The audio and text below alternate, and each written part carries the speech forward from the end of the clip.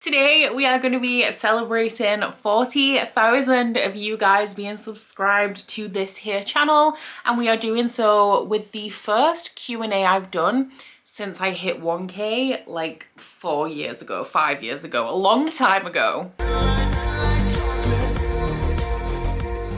First off, thank you. Thank you guys so much for tuning into my channel again and again. Thank you all for subscribing. I have, like, Booktube has literally changed my life. This started as a hobby, and we do have some questions in this video about why I started Booktube, etc. But this started as a hobby, something I wanted to do for my mental health, like a project to just get me to do something with all of the free time that I had at the time that I started this, to a side hustle, to something that I do all day, every day. And I am so grateful to you guys for enabling this to be my life. Being able to do something that I really enjoy, something that I feel like that really engages me, is a privilege that I owe to you guys. So thank you all so much, and I can't believe we're here at 40k. If you'd have told me that this was going to happen like 5 years ago, literally I wouldn't have known what to say to you. That wasn't something that was a realistic expectation for me. I did ask over on Instagram for you guys to submit the questions for this video. I said that they could be on any topic, whether it's booktube, travel, lifestyle, work, books,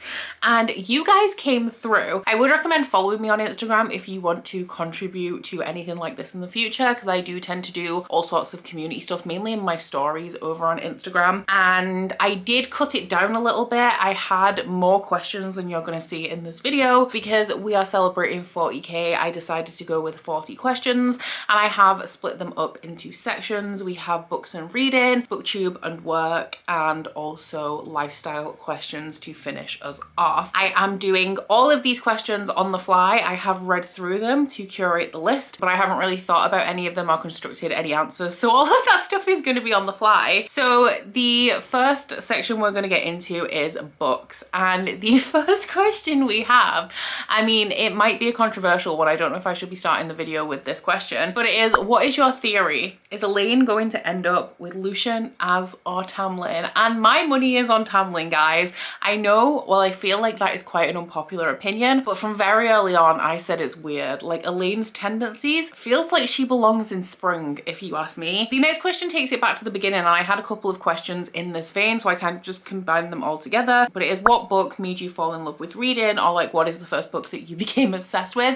And I am truly not original in this answer. I mean, I've read all my life. I started as soon as I could read. I was reading, but the first book that I truly remember becoming obsessed with was Twilight by Stephanie Meyer. Prior to that, I was a big fan of Meg Cabot. My favorite books by Meg Cabot would be Avalon High and the Mediator series. But in terms of the first book that I remember like being super impactful to me, it was Twilight in 2006, and I read that book 15 times in the years between Twilight being released and Breaking Dawn being released. And if you want to know my opinion on the movies, I hate them. I've seen them all once each, and I will never watch them again. What book do you really want to read by the end of the year? That one is a difficult one, because it's always going to be all of them.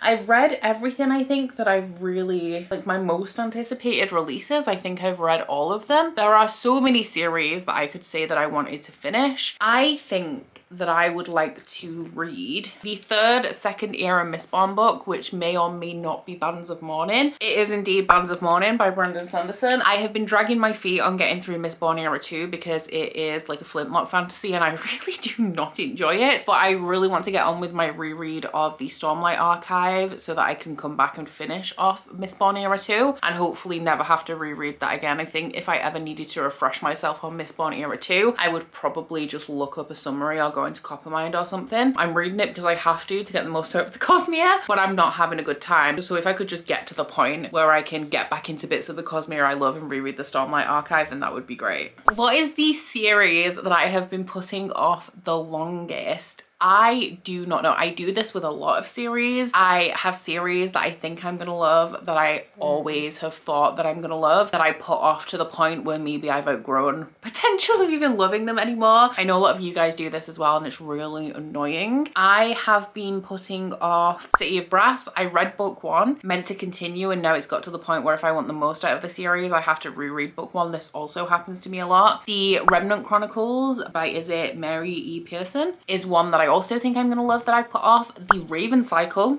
by Maggie Stiefvater. I don't even think I would really like that series anymore. Do you mind? The Poison Study series by Maria V. Snyder. Tara Green's Home for Peculiar Children. I'm just looking at my shelves and stuff that I've had for years that I should have read years ago. Falling Kingdoms by Morgan Rhodes. Oh my god. The Name of the Wind by Patrick Rothfuss, because it isn't finished. So if I can put that one off as long as possible, then I will, but also I feel like I should have read it.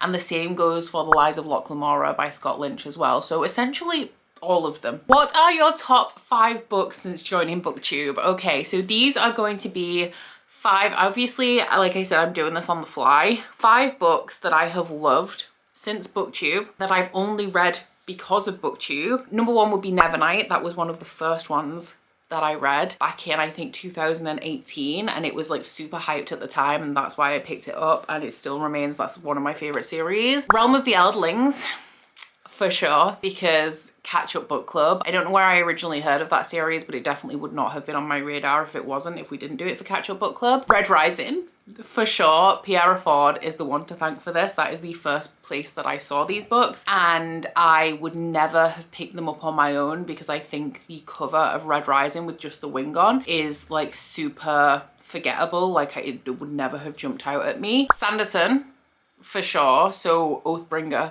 is my favorite Sanderson book, I think. I saw Sanderson a lot on Instagram before I started Booktube, but I don't think I would have ended up on the epic fantasy route that I'm on now without Booktube. The Scythe series by Neil Shusterman, that is another one of my favorites that I only read because it was very hyped on Booktube in the, once again, 2018 when I was pretty new. What's your favorite fantasy romance trope, and has it changed since you started reading the genre? I love enemies to lovers. Once again, I'm a basic bitch in that way. I also love Touch Her and I'll Kill You. That's a really good trope. I also really love slow burn. I really do prefer slow burn. If it's not a slow burn romance, then I tend to not actually enjoy it at all. Whether those have changed since I've started reading the genre, I think I've always preferred those things, but the more I read, the more I've been able to identify like this is my favorite thing. Enemies to Lovers is super popular, and it always has been, but now that I've read so many enemies to lovers, I would say that if I read that something was enemies to lovers, that wouldn't be a buzzword for me anymore. The book would have to offer me more than just enemies to lovers, but it's still, when it's done well, it is still one of my favorite tropes. Best and worst book ever read because of the Booktube hype. So we've already covered my 5 favorites that I've read because of Booktube, so we'll just do my worst one now, which is 100% Infinity Son by Adam Silvera. And did I read that because it was hyped though? Because I don't know many people who actually like that book, but that is absolutely the worst book that I've read the entire time that I've been on Booktube. I think the worst book that I've read because of the hype was The Upside of Unrequited by Becky Albertalli. I really don't like Becky Albertalli, and you might be surprised that I ever read her because I don't read YA contemporary, but I did used to, and Becky Albertalli for me just didn't work. And this, I would say, is probably my least favorite book that I've read solely because it was hyped. Favorite special edition? That is a hard one, and the question specified that it's because of the edition, not necessarily because of the book. I don't feel like I can differentiate, because while I have some really pretty editions, I'm not like super attached to them unless I do love the book. So like my absolute prized possessions are the Fairy Loot editions of the Red Rising trilogy by Pierce Brown, because it's like my favorite series ever. I know they're actually remaking them to make them more special, but I don't feel like they need remaking because I still think that they're pretty stunning. Like, yeah, they don't have illustrated end pages. Yeah, they could have a stenciled or laser printed edge, but I love the geometric design on the naked hardcover and the way that the spines all like line up to make the scythe. I feel like they're simple but stunning, and I really like it when series are made like that, with just like a naked hardcover, each book in a different color with a picture and foil in. It's the same as the Greenbaum Saga, the Illumicrate editions by Fonda Lee, and I would say that they're definitely like my most prized special editions. What is your most comforting book to read over and over again? I don't do as many rereads as I used to. I used to reread quite a lot, normally in preparation for the next book in a series. I find Sarah J Maas very comforting to reread because I know the story so well. I have not reread The Realm of the Eldlings, but I feel like those would be very comforting because of Robin Hobb having like a very slow, thoughtful writing style, even though they are quite painful to read. Wuthering Heights as well, I've also read multiple times. Especially at this time of year, I find it to be very atmospheric. I wouldn't say that there's one, but I do have favorites, and when I reread, it definitely takes me into, I guess, like that comforting zone. And the last one in the book section is, have you ever thought about changing the style of your bookshelves, and what do your dream bookshelves look like? They were two questions that I felt kind of went together. So the style of my bookshelves, if you guys are unaware, they are they're not bookshelves, they're DVD shelves that my parents took out of well, they asked, they didn't steal them, they asked if they could take them out of the skip when Blockbuster was going out of business. So there are 3 here. I think my dad still has 2. And the reason why I like them so much is that they're the perfect size for paperbacks. It's inconvenient because you can't get any hardbacks on there, but I don't like a deep shelf. Like, these are deep shelves. They have excess space at the front that isn't necessary. I would rather have a shallow bookshelf with more floor space. Now, will I ever change the style of them? They are a weird plasticky yellow color, but I just love them so much. I don't like how they look, but I love them as DVD shelves, and I've looked and I can't really find a DVD shelf because DVDs aren't really a thing anymore. People don't have a bunch of them, so DVD shelving isn't the easiest to find like it used to be. So I haven't really found anything comparable to replace them with because I don't like the color. So I feel like the only solution that I would have if I did change them was I would get the joiner that we use for renovations on the house to build them into the walls and have them in like a dark oak kind of color, or like matching the top of this table, and that would pretty much be what my dream bookshelves would look like. I just want one wall of books. Like, my house, I wanted when we moved in this wall behind me to be books, but there is a massive radiator on this wall, so we can't put bookshelves on it. But my dream bookshelves would probably be almost wall to wall, those style of shelves, with maybe the ends being deeper shelves so that I can actually fit hardbacks on them. Moving into the Booktube section, so we'll start off with questions about me being a booktuber. So the first one is, do you do booktube as a full-time career? And the answer is kind of, I guess. I also make handmade bookish candles, and a combination of booktube and candle making is my job. Now, I have pretty much been on hiatus with the candles for the last 6 months. It was kind of an accidental hiatus that was caused by all of the traveling that I've done this year, and I've actually just made the first batch of candles that I've made in 6 months this week. So there will be a restock coming soon, but if I had to drop one, if I had to just pick one, it would be Booktube, because the candles I can pick up and put down sporadically, and Booktube, YouTube is unforgiving. If you take a break, well, I'm sorry, but the algorithm is going to crucify you. I don't know if I call it a career because, like, I don't know what the future holds. I'm an opportunist. Booktube could open doorways for me into different career paths, or I could be doing this forever. Like, literally, who knows? The next question is, what do you love the most about your job? So I love having a flexible schedule. I love that I have been able to travel so much this year. It swings and roundabouts though, because I love that the only person that I'm accountable to is myself, but sometimes I hate that the only person that I'm accountable to is myself. But I do love the flexibility of my schedule. I love that if I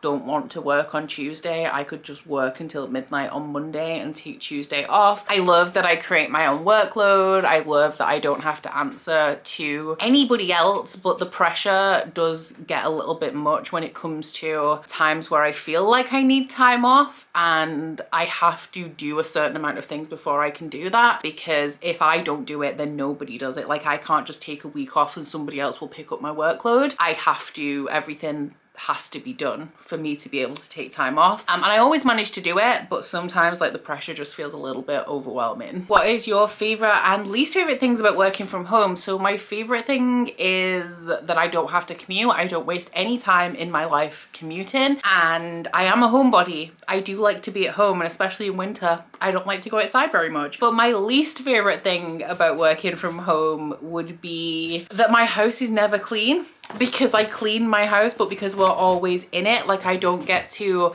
clean my house on a Sunday afternoon, leave it immaculate on Monday morning and come home to it being immaculate on Monday afternoon. Like I am always in my house making it messy. I also feel isolated a lot sometimes. I've thought about renting an office. There is no way that having an office, having a workspace would not be a massive waste of money, because my house is big enough for me to work from home. And like I said, I don't want to be commuting. I don't want to have to leave the house. But sometimes I feel like when my mental health isn't great, I feel like working from home makes it worse, because I'm not really going outside. I'm not really seeing people. I don't have any colleagues. So I don't have Christmas parties, and I don't get to socialize on a daily basis. And that can be very isolating. But overall, I do prefer working from home and being self-employed to ever having to leave the house. The next question is, did you ever share why you did the first upload on YouTube or why you started Booktube? So I did not know that Booktube existed, and I looked up a review for the Mime Order by Samantha Shannon, and I discovered Booktube. I very quickly started watching Ali from Hardback Hoarder, who is the reason why I have a channel.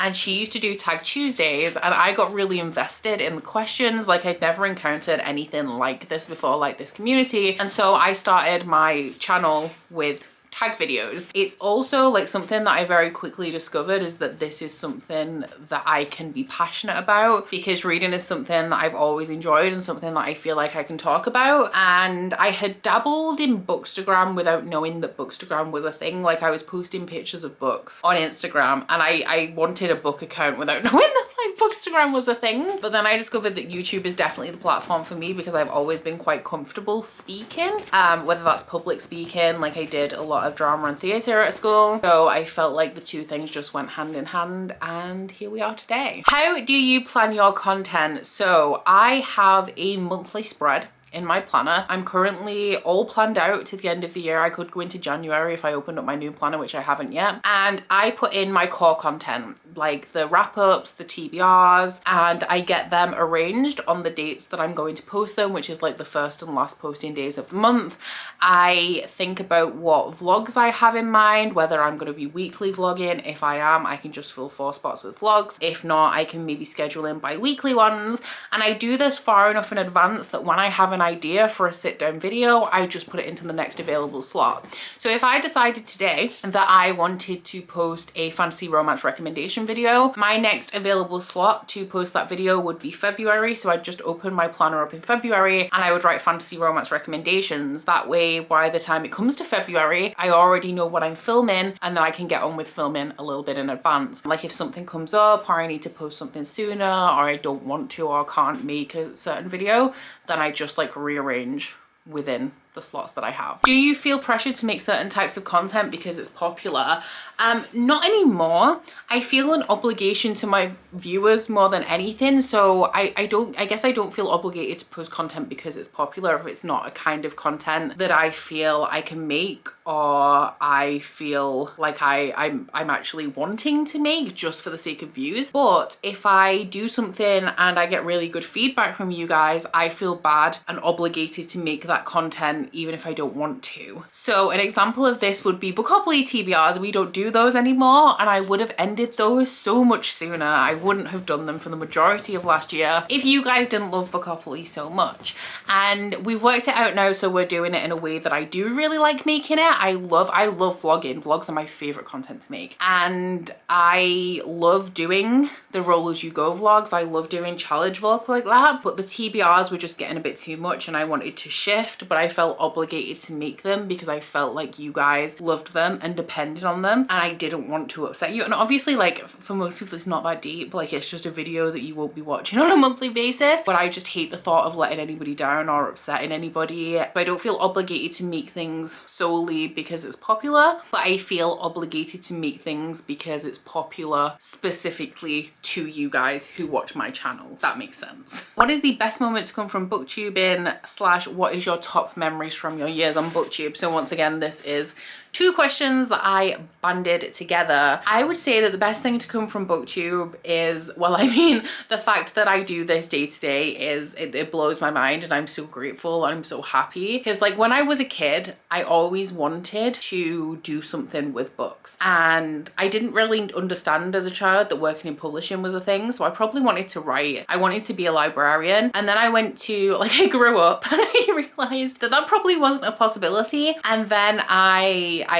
found this community where I have thrived, and to have that be my job now is the best thing to come out of booktube. For me to be working with something that I love, which is books, in some sort of way that makes me money and allows me to do that every day, probably the best thing to ever come out of booktube. Something else would probably be Trip, because being able to travel, being paid to travel without being a travel blogger also blows my mind, and is something that I never in a million years anticipated. The only reason I even took this opportunity with Trip is because I received a tarot reading at the end of last year that essentially said that new opportunities were going to be coming my way and I should be open to them. And then shortly after, I got an email from Trova. But while being paid to travel is amazing in and of itself, the thing that I actually really enjoy about Trip is that it allows me to interact with you guys for an extended period of time in a safe environment where it's not dependent on me, because I always have that fear. I guess why we get so deep in this Q&A, I feel like I always have a fear of maybe like letting people down or not being what you expect or not being enough. So I love that Trip is a shared experience that a group of people go on together, and along the way, like, I get to know you guys a little bit better while we're also doing something really, really cool. So that, I would say, is definitely also one of the best things 100% to be able to come from booktube, because I have always loved to travel. I've always wanted to travel. For a long time, I didn't think that traveling extensively was going to be a reality for me at all because of how expensive it was. And then the pandemic happened, so I couldn't travel. And now that that's over, I've started to travel a little bit more, but then having Trip on top of just the other traveling that I'm doing is honestly amazing and nothing that I could ever have foreseen. Next question is Vlogmas this year, and the answer is no, absolutely not. No. There is nothing that could convince me to do Vlogmas. I feel like it is just a fast track to burnout for me, and I would rather conserve my energy in December, enjoy some festivities, and not put myself through that stress. The next question is favorite video I've ever made. I don't feel like I have one favorite video that I've ever made. I don't feel like I am somebody who makes standout like feature film content like this is a piece of art. But a video that I've made recently that I really enjoyed, that I think came together really well and I wasn't expecting it to, was the day in my life vlog that I did. That was the first day in my life vlog that I'd done. Obviously you guys know that I constantly vlog, but normally in like a longer form, and I didn't really know, because it was a very mediocre day that I vlogged, so I didn't really know like how it was going to come together, and I really liked the end product. Generally, I'm really happy with the majority of my vlogs. Some, depending on the week and the activities, some are better than others, some are more exciting than others, but generally, like, I love editing vlogs. Vlogs are my favorite content to make, my favorite content to watch, and I'm really proud of the majority of vlogs that I post on my channel. The next 2 questions are about me as a booktube viewer as opposed to a creator, and the first one is go to booktubers you enjoy watching. 100% hands down my favorite booktuber is Olivia from Olivia Reads Latte, and that is because I love vlogs, but I recently, over the last year and a half, have really come to appreciate the long vlog. And when my mental health was really bad at the beginning of last year, I started watching long vlogs, and every vlog that Olivia makes is long. So I put on one of her vlogs and I found her so soothing and so calming to watch. I can watch a 50-minute Olivia vlog and then at the end she'll say that she hasn't read a book this week and I literally have not even noticed. So yeah, Olivia is definitely my go-to. I am very behind on YouTube content in general. I think the content that I'm currently watching was posted in April, but I have all of Olivia's vlogs like in my watch later and I literally do not miss one, even if it takes me a few months to get to it. And I also really love Bella from Throne of Pages vlog. She's somebody else who makes very long vlogs, often challenge related, like how much can I read in 24 hours or that kind of thing. The next one I don't feel like is much of a secret. I feel like a lot of people do know the answer to this, but it is what's your favorite readathon that you've ever participated in apart from my own. And we all know that I am the biggest fangirl of Magical Readathon created by G over at Book Roast. I've participated in every round. I go hard. It is probably the only readathon that I kind of, while I do still have my TBR that I need to read, I wipe everything else off the slate and I focus on Magical Readathon. It's super immersive if you guys haven't heard of it. It happens for a month in April and a month in August every year. And there's like mini rounds as well that happen in between most of the time. But it is like a magic school readathon where it's D&D style. So you pick like a race and a class and you attend magic school. You pick the career that you would like to go for and that comes with a list of subjects that you have to pass to be able to qualify for that career. And in April and August you read books to pass the classes to contribute to the career, and I love it. It's literally my favorite readathon ever. The angle in this is dramatically about to change because I've been talking so much that I need to change my battery. And now we are on to the lifestyle questions. So the first one is, how are you feeling? I hope you're feeling well. I'm actually feeling pretty good. I've had a couple of rough weeks, mainly fatigue, potentially because of the weather. I don't know whether it's like weather related, seasonal depression, hormones, I have no idea, but I haven't been feeling my best over the last couple of weeks, but I feel like I'm coming out of that now and I'm feeling pretty good. There is a question in here, so I'm just going to move it to the top now, and it is like, what is your biggest takeaway from therapy? I feel like it feeds into this because I have become a lot more accepting and I am working on acceptance of my moods, especially as they are often caused by hormones and there's not very much I can do about that. I am seeking help and I will talk about that more when I actually have some sort of conclusion for you guys on what's working and if anything's working. Acceptance of, I am feeling this way probably because of this and I just have to experience this feeling, is something that helps me not get too down when I'm not feeling great. And also I'm trying to do, it's really hard for me, but the acceptance of feeling emotions, because emotions are meant to be felt and suppressing them isn't good for you. I am trying to work on that and actually, like, this angle since I've changed the battery is horrible, but actually allowing myself to feel emotions is something that I've been trying to do. But my biggest takeaway from therapy overall, I don't know if it will work for anybody else because I feel like it's just very relevant to me personally, is that I was doing so much to avoid having the thought. I was busy from the moment I woke up to the minute I went to sleep, and I got to a point where I just could not function like that anymore. And that is why I was incredibly anxious, incredibly depressed, and I was just struggling to function in general. So my biggest takeaway for me personally was to write to-do lists, because I felt like my brain was just so full and so busy all of the time. I felt like I had so much going on inside of my head that I did not have room to breathe. And a combination of doing a little bit less, taking a little bit less off my plate, which is also why we've had a little bit of a candle hiatus, and writing to-do lists, so actively taking the things out of my brain and putting them on paper, allowed me to actually have room to think, because I no longer had to keep track of everything because I'd taken it out of my brain on paper. And stuff like that, like keeping a journal, writing to-do lists, is something that I never thought was applicable to me. I still don't like journaling. I don't like to write down what I really feel and have to face that thought, which is why I said that I'm working on accepting and feeling emotions. I don't like to confront the things that I write when I journal, but making to-do lists does actually really help, and it's helped me to be more organized, more relaxed, and less on the edge of panic every second of the day. And there are still days when I wake up and I am just anxious. that's just a reality for me now, and I hate it because it never used to be. And on those days, it's not the easiest to cope all the time, but I think that I now have ways to handle it and manage it a little bit better, so that isn't every day, it's just some days, which is a step in the right direction. The next one is, what are 3 things that are on your bucket list? And this is really hard because I don't have a bucket list. I think I've mentioned in this video that I'm a little bit of an opportunist. I like to take opportunities that are in front of me. So if you came to me tomorrow, if you stood in front of me and if you said, Becca, I really want to skydive, like it's really important to me that I skydive, but I cannot do it alone, will you skydive with me? I will say yes, because it's rare that I will say no to things like that, which might be a problem. But I would never think, like I would never organize to go skydiving by myself. But if it was important to you and you wanted someone to go with you, then I'm your girl. Like I will jump out of that plane with you.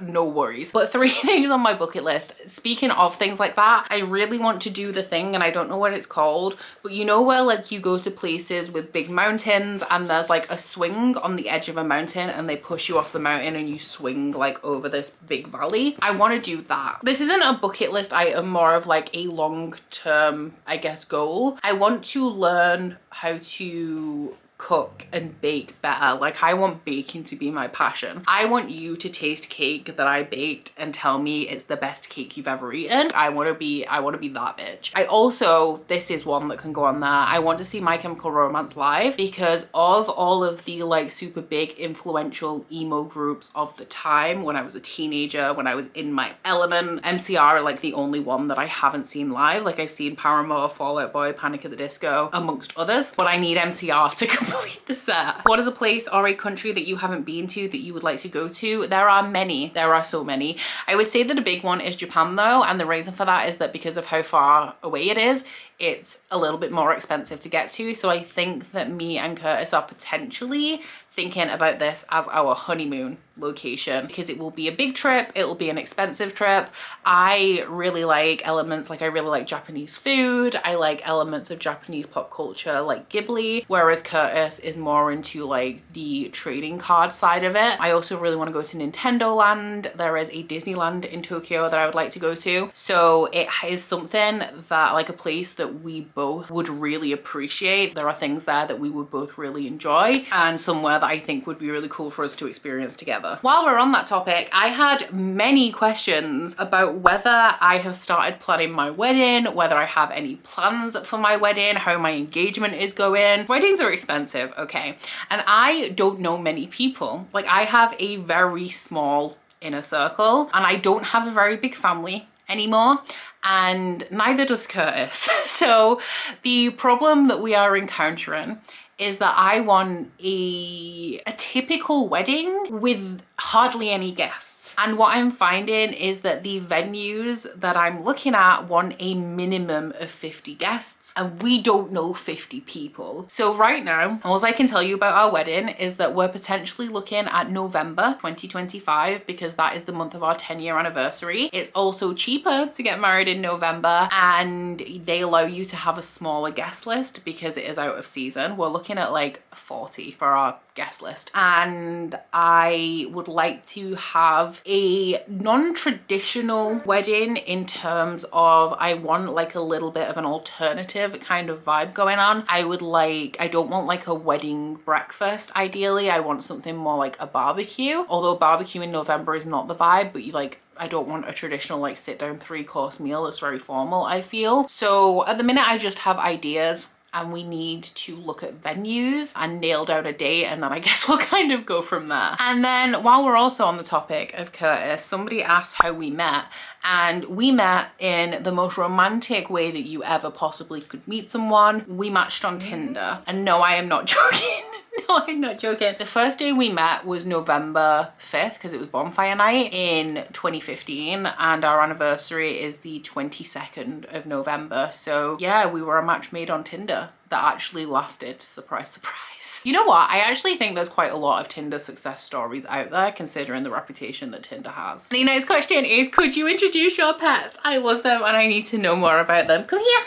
Come here. Come on.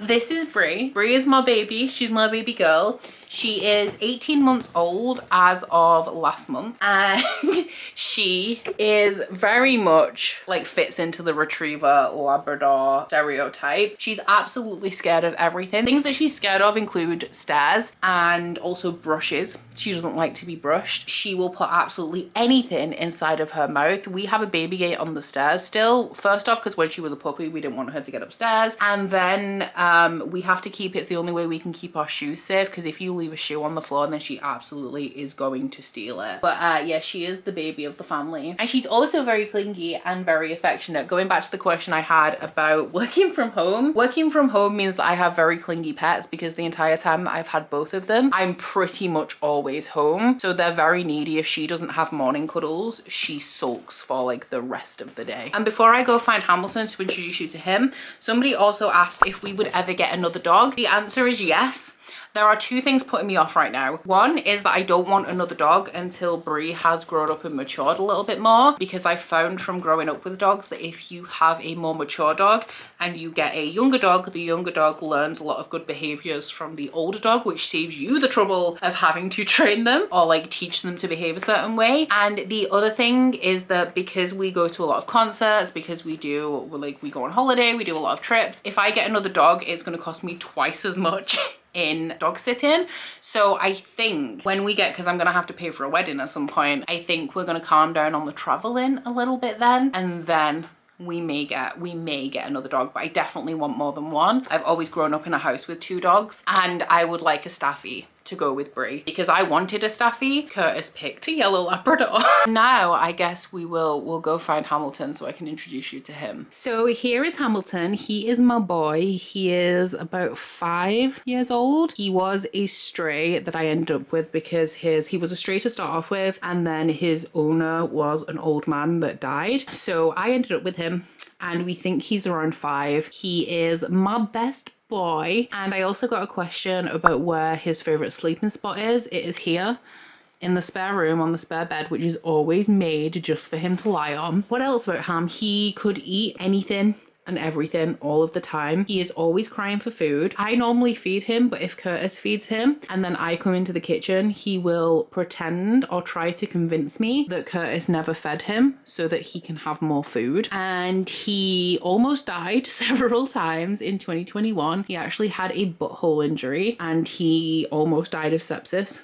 Twice. They kept telling me they weren't sure if they could fix it, but we did. And my boy is still here today. He's also very clingy. He's also very affectionate. He is a massive mummy's boy, and he howls a lot when he's hungry. That's everything you really need to know about Ham. So back to our regularly scheduled programming. I was asked what my Enneagram or my MBTI type is.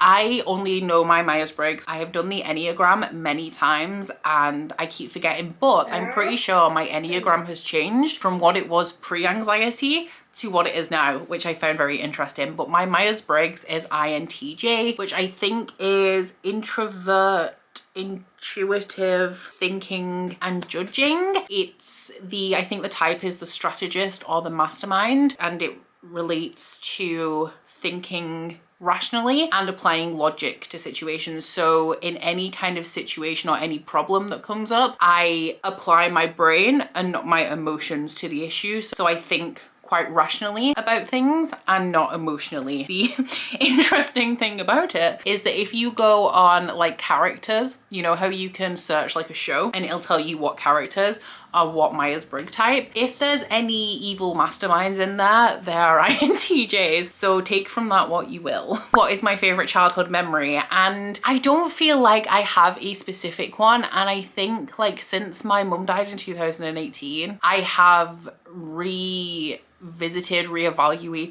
what my favorite memories from childhood are, and they're a lot more mundane than they would have been if you'd have asked me this like 5 years ago. So I have very strong memories of like being carried to the car when my mum was driving my dad to work, because he was a lorry driver, so he'd go to work at like 4 in the morning. Christmas, I had the same Christmas every year for my entire life up until 2018, and now when I host Christmas I replicate that Christmas. Christmas is always a very difficult time for me these days, but it's also like I have a lot of special memories, and I'm good at, oh god So I don't feel like I have one specific childhood memory, but my childhood I feel is a lot more precious to me, and those memories have become a lot more precious to me in the last few years. The next one is also about my childhood kind of. It was, did you grow up in the countryside or did you move there later in life? So my life story, I guess, the abridged version, is that I was born in Bolton and I lived there until I was 7, and then I moved to Wigan, which is where I will always say that I'm from. Like I tend to generalize and say Manchester because not everybody knows where Wigan is, but I'm from Wigan. I grew up there. I lived there until I was 18. I went to university in Huddersfield, and when I went to university, my mum and dad took this opportunity to move across the country to East Yorkshire. So when I finished university, I wanted to stay in Huddersfield because my mum and dad lived literally on the end of a cliff in East Yorkshire, and that's not a future I wanted for myself. So I tried desperately to get a job quickly enough to stay in Huddersfield, and I was not successful, so I ended up moving back in with my mum and dad. Then I met Curtis, who is from here, from Yorkshire, so we're just kind of still here. I would still like to move back to Manchester someday. Now I'm kind of torn though, because while I do miss Manchester, Manchester will always be my favourite city in the UK. I spent a lot of time there growing up, and I still go there pretty frequently because the music scene is great, the food is great, and while I miss all of that, I do have a very different lifestyle than I used to. I used to be a big drinker. Like throughout uni, I was drunk more than I was sober every night, and now I just don't really drink at all. I prefer the quiet life. If my neighbors breathe and I can hear it, I rage about it. So while part of me belongs to the city and wants to move back to somewhere where a bit more things are happening, part of me really likes to live somewhere quiet where not a lot